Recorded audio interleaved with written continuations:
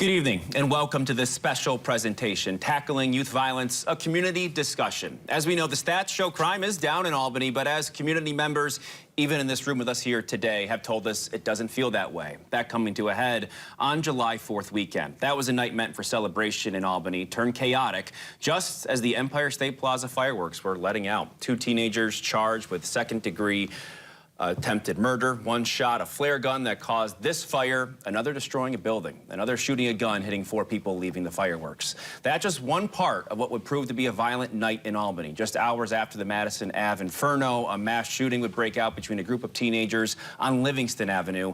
We heard from officials the next morning. Too many kids are getting buried. Too many kids are going to jail and prison. That needs to stop. We took concerted efforts to ensure that we were engaging with young people, engaging with juveniles, and yet here we are today. We're really good at prosecuting people, but we're not going to prosecute our way out of this problem. There were a lot of responses to what they had to say that day. A few days later, a statement that followed from the mayor's office of Albany asked one of the questions: how do we bridge the gap when organizations are unwilling to participate in the problem-solving process? And with that, we introduce our group of community leaders who have taken the time for this discussion today. We appreciate you all coming in for this, guys. Thank you. Thank you, Tom. Thank you, Tom. We'll go right around the room here. This is Eva Bass from Bridge the Gap in Albany. This is Jesse Summer. He is the owner of New Scotland Spirits. Yep. We go down to Lukey Forbes with We Are Revolutionary.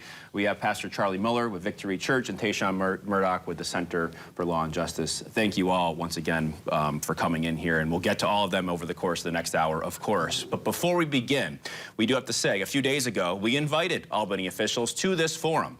They all declined. The mayor's office told us they wouldn't be participating. The county executive said the same, but did send a statement to us that we'll get to as the conversation goes on, because we think some of that will be very relevant to this.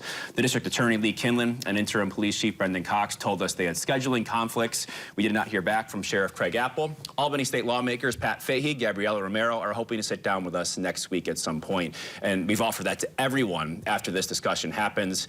With that, let's begin this discussion with all of you. And we start it pretty broad. When it comes to youth and juveniles in the city of Albany, what's missing right now? And we'll start here to my left with Eva. Safe space, enough space, and intentional solutions for them to be able to properly thrive. Jesse? I think it's a question of resourcing. And that's particularly poignant right now because, as you've reported yourself, we have talked about $400 million now reduced to a $200 million remaining budget that can be utilized for different programs here in the city of Albany. And I think one of the areas that has gotten short thrift are programs specifically tailored to youth and opportunities for those youths. And one of the things that I appreciate about you having made a forum like this available to us is that, as you're seeing, if I could make the statement, it does seem like it's community leaders who are stepping into the breach because municipal officials haven't made this as much of a focus as they need to. Yeah, and I think that's what we've talked about with the state, and I've heard others say that too, that, you know, why did the state need to step in here? You know, at the end of the day, why was there a need? Why did someone like Kathy Hochul, Carl Hasty, Andrew Stewart-Cousins, those in the legislature find this to be a need? I asked that to you, Lukey Forbes. What is missing in Albany? Again, like everyone is saying, not only safe space, but actual opportunities for our young people. There have been studies that show that Albany is literally one of the worst places to raise black children, according to the lack of opportunities for black children. Specifically quoting like Arbor Hill in 2019, there was the study that showed that Arbor Hill was labeled a 1% chance of opportunity out of a score of 100. 2 miles over in Buckingham, you see an 89% chance of opportunity. That's an 88% chance difference within the same city. And it's really showing that there's a lack of opportunity for specific youth within our city. And what we see, especially in times like this, when that lack of opportunity starts to actually boil over and turn into something, we only have an overpenalization of the actual problem, which is these kids not only want to do something, they have nothing to do. Right now, we have about 117 kids that work as youth organizers and peer advocates. and we pay them in order to organize and create campaigns and safe spaces within the community, hosting about 8 block parties right now. And these young people are the ones that put this together. And this program specifically birthed out of us actually separating from the city. I remember you did a story on us when we actually started this last year, when we separated from the city because the city said that it was too dangerous for our kids to be acting as peer advocates, trying to organize themselves. And that's In when their we own started off community with, that they live in. We started off with 8 kids, and we ended up now with 117 kids that want to see a difference in their community. They want to be a part of making that difference in their community, and we are not resourced by the city, county, or any of these entities. Yeah, we went around with you that day. When you went down to some of the neighborhoods in Albany, the kids were knocking on doors, passing out those pamphlets, right? At the end, and the city had some issue with, I guess, supervision when it came to that. Maybe we'll get to that in a second. I do want to hear from the Pastor Charlie here on what he thinks is missing in the city of Albany. I think what's missing is the administration needs to listen to those that have boots on the ground. If they would hear, you know, and I came up against this because I would speak up. We had video of 1 murder on video and then 2 following. So we had 3 videos of murders on 1st and Quayle Street, and nothing was done. And we spoke up till it was a point where our lives were threatened there and bullets were in our feeding program. Also investment, a couple have mentioned that, but investment in the right programs that have boots on the ground. A lot of times these big organizations get all the money, and there's smaller organizations that have boots on the ground are not invested in. I remember one summer, we actually invested in 7 summer camps in our parks. You drive by some of the parks, there's not a whole lot of kids in the parks. You know, something's wrong with that.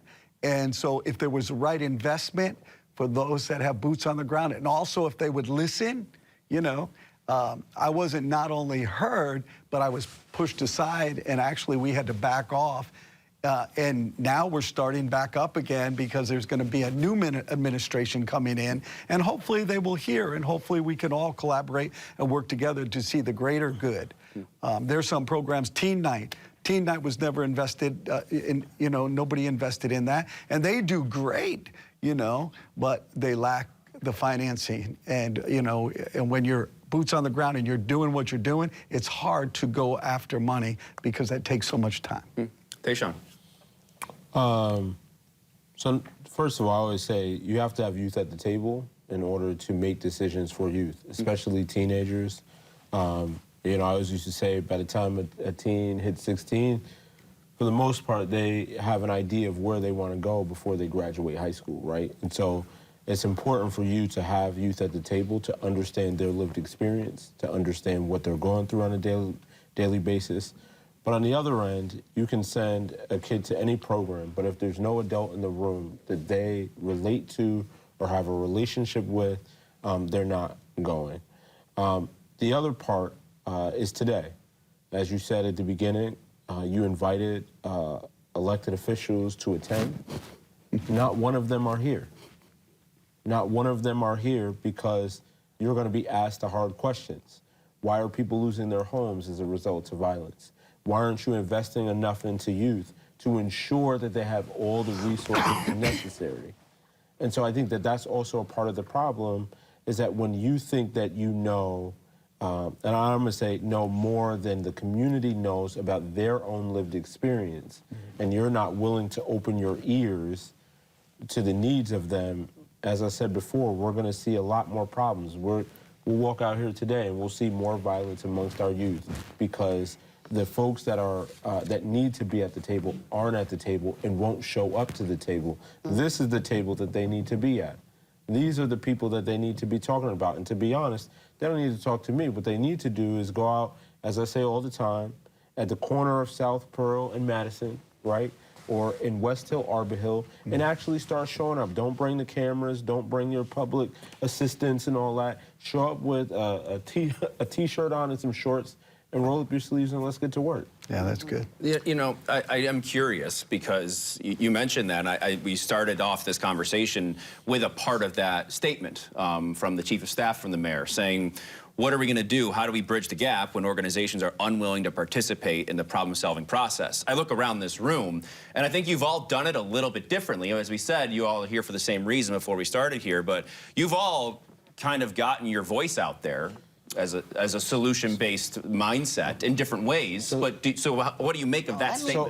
Let me go, because I got 2 words. Now, with that statement right there, it really pisses me off. Right? I was going to say the same thing. Because at the end of the day, Kathy Sheehan, if there was a seat at the table that exists, we would be there. We have been there. There's no open door anymore, right? Yeah. Until we address the systemic issues in our community, we're going to continue to see violence and every adverse effects of, right?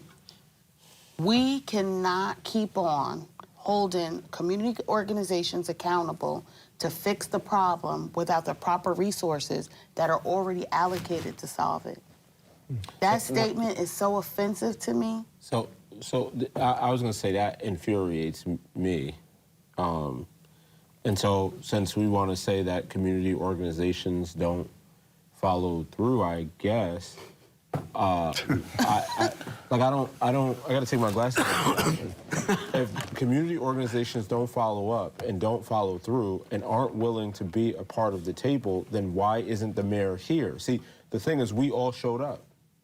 We all showed up. So I don't understand why she isn't here right now if we're not willing to, but I know, wait, no, we're too busy grandstanding on our record of all the things that we have done. But on July 4th, there were kids in our community who have no resources, no place to go, and people lost their home. I feel, I have a personal feeling about that. When we're looking at this, like, one of the victims who was walking home that was struck was on our schedule to start on Monday. And I think about the kids that I work with on the daily who are of this age bracket, who had to experience their friends being shot. And I look at our public leaders use this as a tool to point the finger at each other when children were shot, and to say that Children shot children. Organizations don't want to be a part of the conversation when I know our organization has tried numerous of times to work with the city, to work with different officials. We still need resources. We've been reaching out for resources. We have kids that want to work with us that are uptown, but they're afraid to go downtown, and we only have one space that we can operate out of, which is downtown. We also canvass a lot with our young people, and they're willing to work with us by taking public transportation or walking to places, but the lack of ability to actually be able to drive these kids safely home at night also is something that is nerve-wracking, because we know that we need these resources. The city has these resources. They have the ability to help organizations like ours have these resources, but they force us to remain grassroots. Yeah, we're up against the break right now, but we'll put a tab in this, and we'll come back to it right after this break. Tackling youth violence, a community discussion continues in a moment.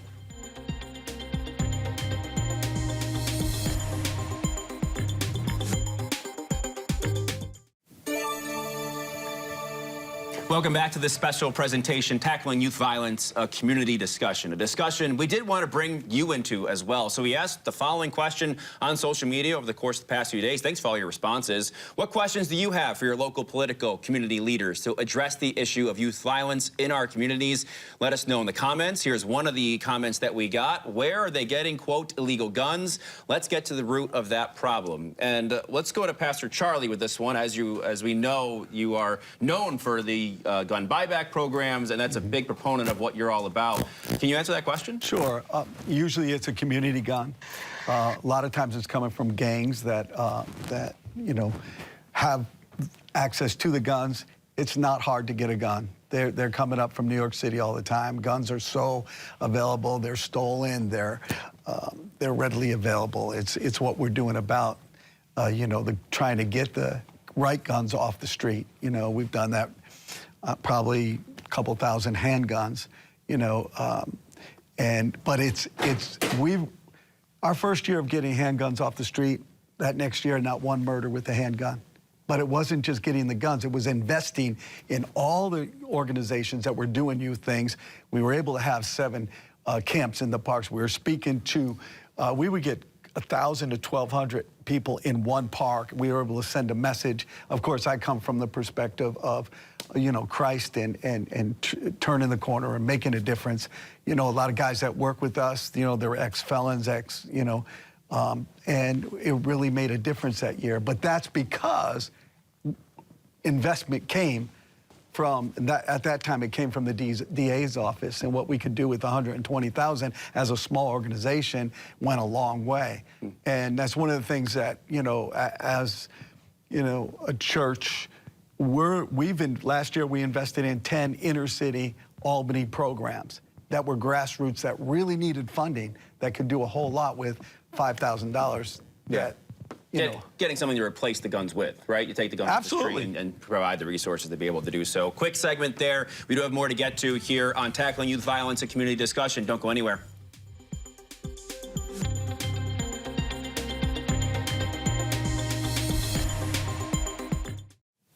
Welcome back to Tackling Youth Violence, a community discussion. We really appreciate you joining us. We appreciate all of our community leaders joining us. We're going to pick up where we were from the last segment, talking about guns in the community, how they're getting in the hands of kids. I want to get to Jesse to continue. Your reaction to what Pastor Charlie had to say, and I know that you've had some proposals and you've put them out there in a variety of ways to help with this. Yeah, when we're talking about youth violence, the only thing we should be discussing is education. That, full stop. I want to point out that everyone here is clearly voicing some degree of anger at our municipal officials. But it's not just us. It's recognized in the governor's office, which is why they put in the executive budget a $400 million grant to inject into downtown Albany. But sure enough, that thing got whittled away almost immediately. It didn't survive first contact with the enemy because $150 million goes to the museum. Now, at one point, I made the dramatic strategic error of giving Mr. Forbes my phone number. So when I say things like, for example, how is it that the police department is getting 1/100th of the funding that the museum is getting, he will, and I'm sure he will expand on this, he'll say, well, the police department isn't what needs the funding. And on some level, he's right. He and his organization, they're, as I said, stepping into the breach. They're doing the thing that puts them on the front lines. But the way I look at it as... I will say that I was at the press conference you held last year. It was, I mean, he crashed it, right? Oh, 100. We have conversations that I deem on the phone where I'm like, you're crashing my phone call. Right. And I will give you a lot of credit there because you did allow for, at that point, you opened up the podium for a lot of people to speak, which is why we're all here. Well, and I'll just finish by saying that the important piece is that as much as it pains me to offer Mr. Forbes any compliment whatsoever, he actually will listen. It's not just a matter of what you're looking at here are voices. These are ears. These are people that are listening. So in Albany, for example, when you have the most embarrassing statistic of #2 city in the nation in the divide between black and white home ownership with the legacy of redlining, one of the things that I would say is, Mr. Forbes, for example, he'll tell me that the police are de facto correction officers in what basically is a incarcerated population in one of our neighborhoods, rather. And what I would say is, it's not a matter of removing police. It's a matter of removing the inmates that shouldn't be there. And you do that by injecting opportunity through financial resourcing to these neighborhoods. That means a path to home ownership for people who historically haven't had that opportunity.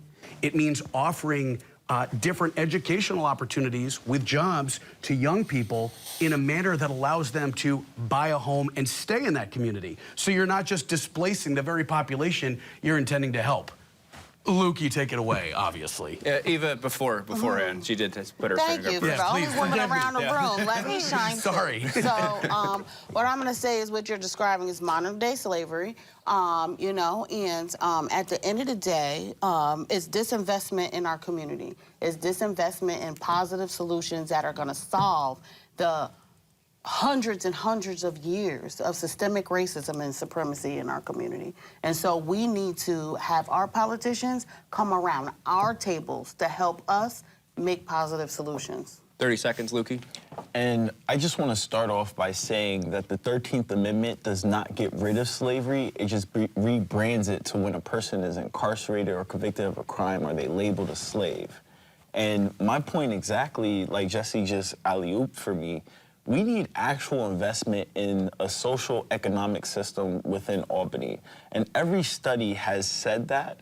And every single last data collection that they do, every time we run these studies, it constantly says that that's the one thing we're not doing.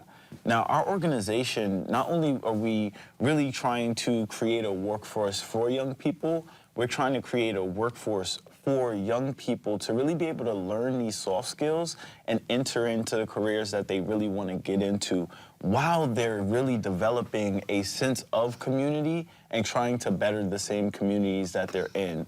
And this is a program that we originally started off with trying to utilize the city's summer youth employment program, but was disconnected from.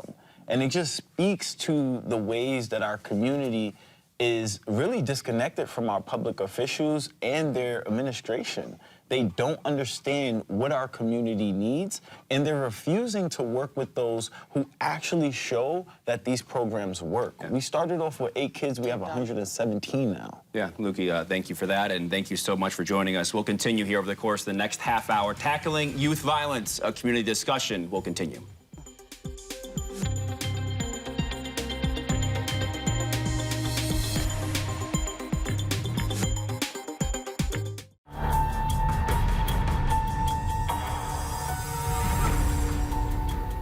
Welcome back, and thank you for joining us here tonight on Tackling Youth Violence, a community discussion. I am Tom Eschen. We have 5 of our community leaders here in the city of Albany talking about these issues, and it's been a great conversation so far. Tayshawn Murdoch, we have Pastor Charlie Muller, Lukey Forbes, Jesse Summer, and Eva Bass. We thank you all for coming on with us here today. It's been a really good conversation so far. We're going to continue things, and we continue to get your voice involved in this as well as we went out and asked some questions on social media. Let's put up our next one here. What are some of the issues, if any, you've seen with youth violence in your communities? Here is what one of the other commenters said, Elizabeth. The real issue that parents are having to work multiple jobs to make ends meet, and they're still barely scraping by. Parents can't be home to parent because they're working so much, and when they are home, they're in survival mode. Tayshawn, I hear you nodding away to this one. Why is that? Say it every time. We point the finger at parents, but not realizing that there's that 1 or 2 or multiple parents that work from 3 to 11 when kids are out of school. You can't afford to send them to the after-school program because programs, as I've been saying, have become more transactional, so we charge parents astronomical amounts of money, so their kids end up having to stay at home. And so, you know, the sad part about this is that even when the violence took place, the day after the mayor and the county exec did their back and forth. And instead of saying, you know what, we have a real issue, and why don't we use our resources to get together to try to start addressing some of the issues? But instead, you created an environment where now we have people pointing the finger at parents, saying, oh, it's the parents' fault that the child is violent. And while there are some small instances where that could be the case, why not say, you know what, let's create a support group for parents, or let's create a pot of funding for parents, or let's work with after-school programs to create free spaces for kids to attend so that kids aren't left at home by themselves. We also have to look at the kids too, right? Some kids end up taking care of their brothers and sisters and their siblings because mom isn't home. There's just so many complexities that we really, and I think Eva said it earlier, we need to get to the root cause of these issues. And until we do that, and until we stop playing the blame game, right? You're wrong, this person is wrong, or until we stop going on our winning tour brigade, saying that we have paved the sidewalks. That's my thing for the next month, that we've paved the sidewalks and made investment into our community. Real investment is investing in not only the kids, but their family circle. You're not going to be able to help kids if you don't help their entire family circle. And let me be clear, and then I'm going to step back. The blame game doesn't affect any other community except for communities of color and marginalized community. South End, West Hill, Arbor Hill, North Albany. in North Albany. It affects the communities that we know Sheridan need Hall. support the most. Yeah. And until we do something different, and again, I'm still on the statement from the mayor, and I'm still on none of them are here. Yeah. Yeah. None of them are here. I had a whole list of questions that I wanted to ask. Yeah. Well, can we talk about solutions? Can we talk about Yeah. the solutions that we've been putting forth? You know what I mean? Sure. I just hosted my organization hosted a community meeting to bring community, individuals, business owners, everybody together. And what we came out of that meeting is understanding that we need to take accountability and we need to stop waiting for the government to save us because they are our oppressors. And we need to understand that as we're trying to get the resources that are due to us, we need to take accountability to do our due diligence to leverage our resources to make things happen. We can no longer depend on them to solve the problem or wait for them to help us to create positive solutions. It breaks my heart. Your old Let's Make a Deal building is sitting there in shambles. And it could be used for housing, programming, recreation, so many solution-based things. And it's sitting there, and what happens? A blame game. It's Albany Housing, it's Pastor Charlie's fault. And it makes people believe that maybe it is Pastor Charlie's fault. Look at this white man trying to save everybody, you know? But at the end of the day, especially today, first of all, I'll apologize, because sometimes I did have ill feelings. But I understand more clearly now, especially after that statement, that they are here to divide us so they can allocate those $400 million and other monies where they wanted to and line their people's pockets. And Sure, because I hear we're saying the same thing. And I'll tell you right now, I told my wife, I said, none of them officials are going to be there because all she does is deflect. If anything, you're in it. I got a problem here. Will you do something? Oh, you don't even live in the city. Well, give me a break. You know, I own more property in the city than most, and I bought that property to help young kids. Yeah. And I love what you said. We deflect it. You can't, here's a mom struggling with drugs on her own, and she's got 3 or 4 kids. You're going to blame her? You know, what are we doing for her? What are we doing? You know, it's a deflect. And that's all we've really done instead of investing in not only this table, but beyond this table. I know about 10 or 15 other organizations that struggle financially. Why did we have to have Let's Make a Deal? And we donated so many beds, so much we donated. And we tried to create our own finances on top of doing 1,600 meals a day and in all the park, you know, but no help. And I even want to say, real that quick, we got like 10 seconds. I even want to say that it's not just deflection, it's actual criminalization of the working poor. Yeah. They are criminalizing the working poor right now with these types of trying to charge parents for the actions that their kids are doing while they're out there working in order to provide for their kids, instead of actually providing resources to make sure that families are together. In the legacy of Dr. Green, we see through the youth, the Zero Youth Detention Report, that they spent $1 million on arresting a kid while we're struggling to resource our children. And say, they spend $1 million on arresting a kid while we're struggling to resource We'll leave it at that. Put a pin in it there. We got to take a break. Tackling youth violence and community discussion continues after this. what 10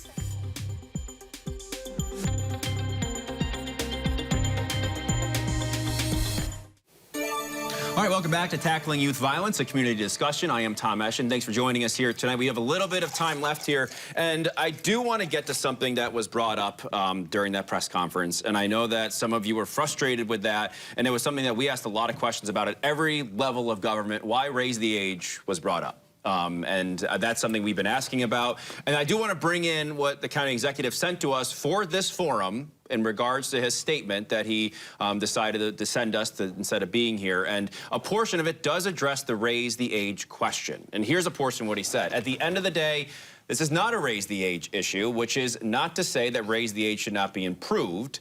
The suspects allegedly involved in the shooting were not previously engaged with the probation system and were not receiving services from the county. County Executive McCoy is focused on delivering decisive leadership, concrete solutions to the residents, and won't be drawn into any discussions that fail to move us forward.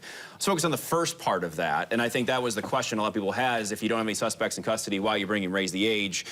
I guess the raise the age question is one of, you know, where we're at when it comes to the funding. And I think the questions that I've heard is that, you know, we don't think that we should be incarcerating individuals that are 13, 14 with 40, 50-year-old men, right? And I think that's what everyone believes, but it's a matter of these systems working, right? Is that how you guys feel that?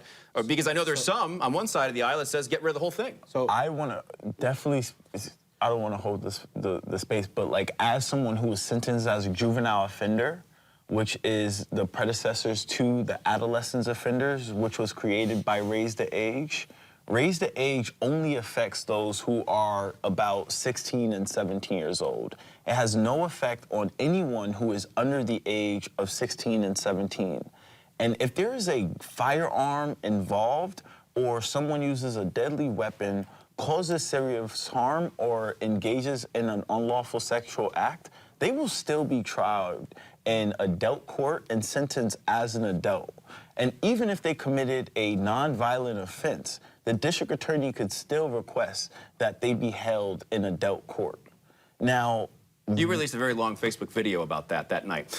I did. We watched that, and I know it said a lot. So, I mean, I will say that I know Tayshaun wanted to get in here. He also wanted to speak on this. Yeah, I mean... I would reference you to Lukey's Facebook page if you want to hear more. I mean, it's a lot there. So Lukey referenced Dr. Green's work with ZYD, or Zero Youth Detention, and the task force, and our office has done a deep dive into spending around Raise the Age funding. And one of the line items is probation.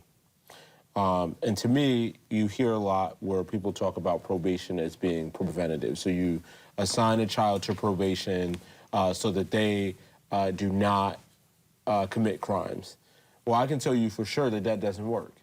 And we're committing funds almost to a reactive measure instead of really saying, okay, let's put our heads together to try to create some surefire programming that can deter kids. Or let's hold these big box nonprofit organizations who get millions of dollars accountable when they receive the youth who are hard to reach.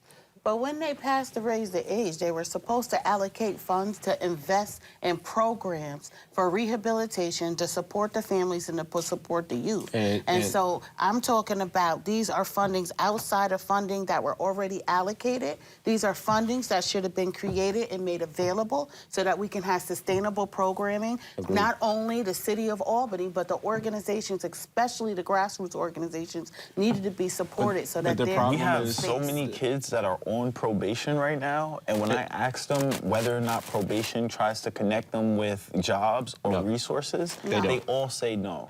And they won't work with us. They refer them to social We're the ones services. that are paying them. Or the city of Albany. But we have no actual resources within our organization. Well, here's the thing. So here's the thing. So let's say Raise the Age funds are available to bridge the gap, or We Are Revolutionary.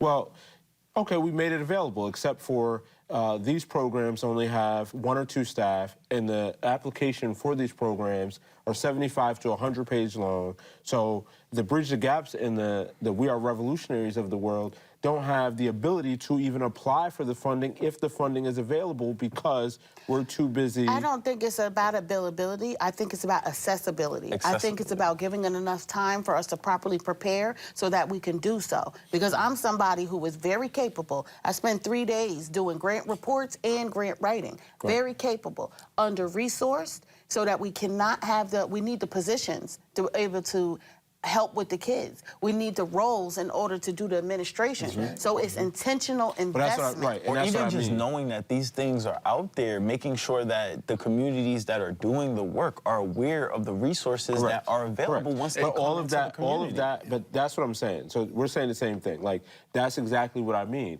If you don't have the, because yeah, I know you're capable. I know everybody here is capable, but you also are out in the streets helping the community. So if you don't have the staff to support you in writing, how do you go about obtaining those So funds? that's why we need Jesse resources. wants to jump in here real quick. Yeah. This is an little less than a minute, just so you know. Yeah, Roger. This is a conversation that is very applicable for people in the city of Albany, but I want to make sure that people outside of the city of Albany understand the impact of what we're discussing here. The reality is, when I was an adolescent, I got suspended from school. I was in detention all the time. The issue when we talk about youth violence is that is a symptom of a larger societal decay. The idea that we're talking about how do we keep guns out of the hands of youth, what do we do about youth violence? It starts with, for example, rehabilitating 873 vacant buildings in the city of Albany, addressing the blight with money we know that the state has, and then realizing that there is a holistic system at play here. For people who are listening to this conversation and it doesn't feel like it impacts them, just so happens, performatively or otherwise, I'm running for office on a campaign of ending poverty is good for business. Because the reality about what we're discussing here, when we're talking about youth violence or proper resourcing, you don't have to be a bleeding heart to understand that a healthy society is one where people make money, where resources can be shared, where access is dispersed. We don't have that right now. So I would even say that the framing of this as one about youth violence, that is downstream of the larger issue, which is the input is in the wrong place. Let's put the money in areas where we can have healthy environments where those adolescent testosterone units are getting into the type of trouble that I got into, which just nets you a suspension or two for a week or so. But I also Jesse, thank you gonna very add- much. We do have to get to a break. I apologize, Eva. It's all right. All right, tackling youth violence and community discussion continues in a moment. But I'm also...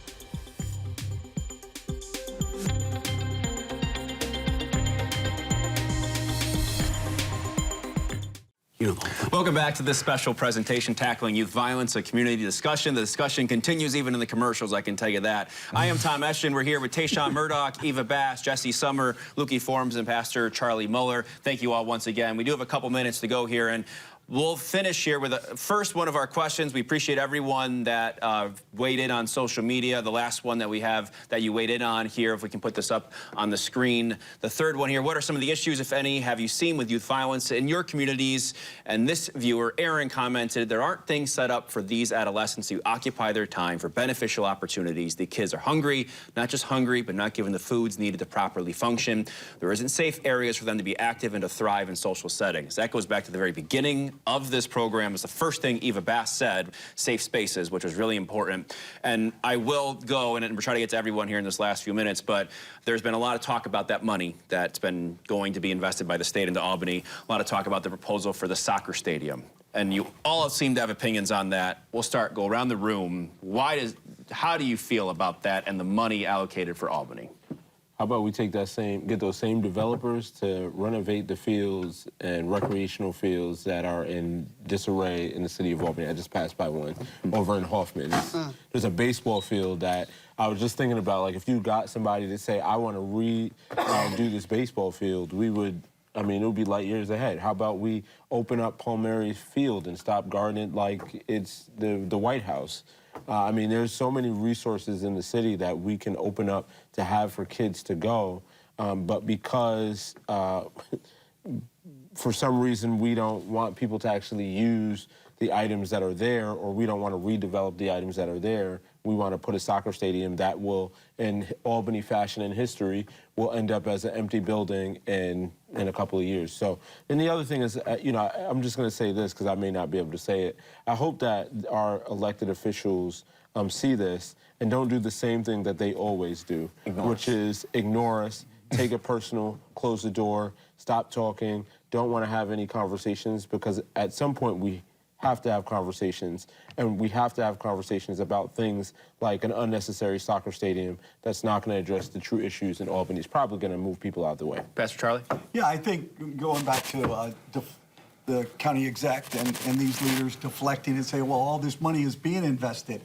well, then why do we have so much violence? You know what I mean? Why don't we have summer feeding programs out in the parks? Just like that person just said, well, you know, because there is 30% of inner city kids go to bed hungry, and they're not going back to school to get that lunch. A lot of them not, you know. And so to be able to invest in those that are doing these things that are making a difference, you know, when you go into a neighborhood and you say, well, you know, are you getting help? And you say, yeah, I'm getting it from here, here, and here.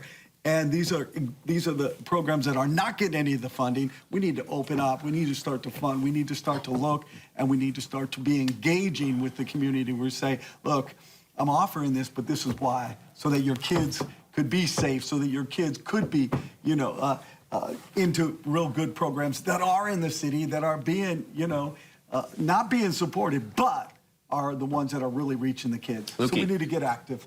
We have to stop criminalizing the working poor and our young people for acting out of the situations that they're in.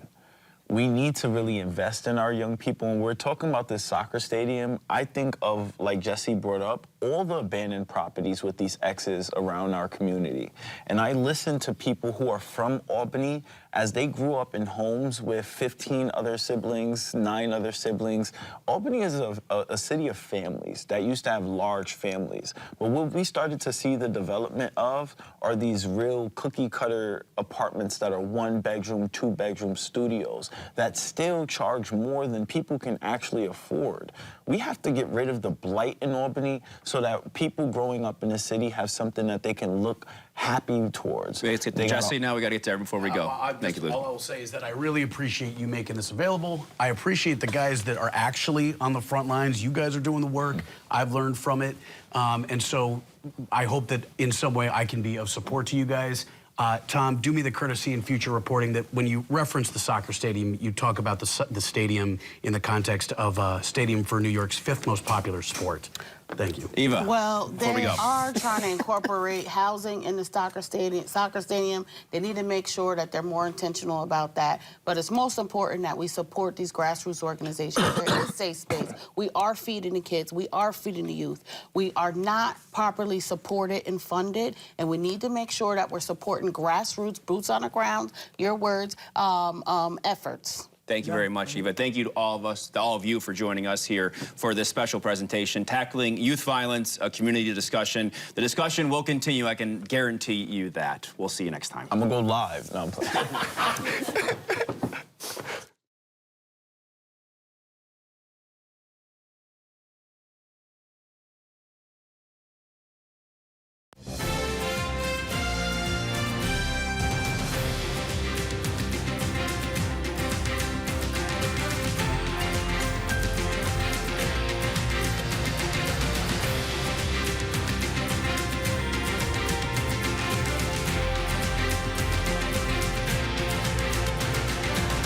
Welcome back. This is a bonus version for our digital and online platforms of Tackling Youth Violence, a community discussion. Of course, the discussion didn't end as our broadcast ended. We really appreciate your candidacy, your advocacy, and your passion. And I think that's felt that, like we said, everyone has the same idea, same goals here in helping Albany become a safer and better place. We have Tayshawn Murdoch, we have Eva Bass, Pastor Charlie, we have Lukey Forbes and Jesse Sommer all with us here to continue this conversation. And I will provide the perspective here from the side of the officials. Of course, as we mentioned at the top of our program, they could not make it for one reason or another. We did receive statements, and this is in confluence with some of the things that were released in terms of the statements and the words spoken in the days following the July 4th violence of what the city does. Because I think that there's been a lot of questions as to the resources and the programs that are involved. So here's what the city has said, of course, in the last couple of weeks as to what they have invested in. So I want to provide that perspective and for everyone to react to that accordingly.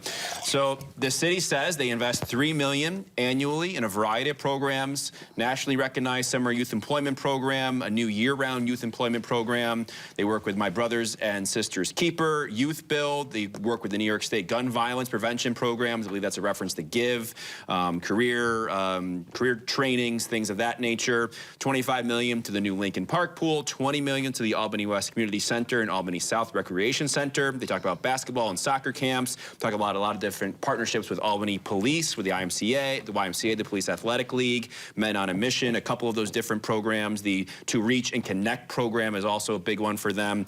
Albany County talked about their trips to the Boys and Girls Club, CPR classes at the College of St. Rose, along with the money that they allocate through Raise the Age and $500,000 from the county to help their parks and things of that nature. So that's what we have been told over the course of the last couple weeks. So there's some of the initiatives they've taken, and I think the question would be, why does that not go far enough for all of you? Obviously, you've all reached you've put out these frustrations, these opinions or thoughts, I should say, of why this isn't enough. Why is that not the case? Everything I just read, what's missing there? Who wants to take this first? Oh, me go? Because I'm going to speak up. First of all, you got to stop using grassroots organizations and efforts as, like, Men on a Mission is a community-based effort. Like, you may partner with them, but that doesn't mean that's what you're doing, right? Because you're not funding it the way you say you are. Right. At the end of the day, Summer Youth Employment Program, although there are a lot of discrepancies, is a plus. Workforce development is a plus. Recreation center is a plus. However, the recreation centers are not accessible to the community. I see kids that are countlessly shut out and not have any place to go because of the way they look or they don't want to deal with them. That's a problem. You know what I mean? At the end of the day, what's missing is proper collaboration with the city of Albany, and that is something that really needs to happen. And the other piece is this. The city can't have a bully approach. Oh, I have this big new pool. Now you use the pool on my terms, right? There's this new thing where you have to sign up in order to get into the Lincoln pool that we invested so much money into. But what about the people that don't have access to technology? What about the kids that don't have access to phones? Do they get, and those are some of our hard-to-reach kids. Or their parents won't sign them up, Correct. so they can't even access the pool because they're not registered. Right, and so, you know, here's the thing. I just think, and it goes back to what I said at the initial onset of this, is that the city feels like it's all about me, me, me, me, me. I'm doing. I have to be the shining light. We're the municipality. When the truth is that these issues that we are seeing, especially with youth, have to be approached from a team effort and a team mindset. And community organizations can only do but so much teaming before they run out of the ability to continue. People burn out. People get stressed out. This work that we all do here is not an easy job. When you continue to see kids come in hungry, when you continue to see communities come in with issues from the police department, because I'm going way larger, and they're not resolved, and public officials don't answer their phone, right? Then you can tell me that you do all of that, send out mailers, but as I said on the news last week, when people don't see results and they don't feel it, you can put all of that on paper, but it means nothing. Right. Tom, if I could, because we have an outgoing administration, one of the things that I think is really important is that there were successes. I can't list them offhand, but I know that over the course of 12 years, there must have been. Okay. And I think that Mayor Sheehan deserves a huge amount of credit for those successes. What I think the problem is that I don't need to hear them enumerated. Clearly, whatever the mailer that went out detailing those successes that I acknowledge, I don't remember them. What I need to see is, yes, you put the millions here and the millions there and the millions here and the millions there. I need to hear that you acknowledge that there yet remains a problem, because the likely administration that's coming in at the end of the year is largely the same administration. At the very least, it's the people that have been there before. You've got the same treasurer. It's the same potentially president of the Common Council. It's someone who's been previously in government. I want to know that the existing administration is leaving not by saying what we've done, but here are the things that yet need to be done. And we can't celebrate. I'm sorry, I'm going to jump in. We can't, I hear celebrate the few things that the mayor has done. People are dying. People don't have housing. The South End, I work in the South End. The South End looks horrible, war zone. right? And so does Arbor Hill. And the community, I'm gonna tell you right now, the community could care less about. It's like a football team. Let's go to the NFL for a second. The NFL, when you're a coach, right? They've fired coaches that have that have won multiple games and lost 3. Because at the end of the day, there was something that they didn't like in that coach. In this case, the mayor could have won 7 games. But the problem is that it's not about the mayor. This is what I'm trying to tell you. It's deeper You're than giving her too much credit, and it's not about her. She is temporary. She is charged with the responsibility to properly manage our city, to make sure the funds are properly allocated to solve our issues. I'm going to tell you, yes, but it's the position, and I hear you. But what I'm trying to tell you is the mayor for the last how many ever years, 12 years, has not done anything that has pushed us any further. It's only pushed us backwards. Yeah. In the I agree. And so that's where I'm areas. going at, because we're talking about the track record of the mayor. Right. And I'm saying to you, I hear you, you're right. We've only gone backwards. Yeah. Because we give her too much power. I want to throw out we that shouldn't.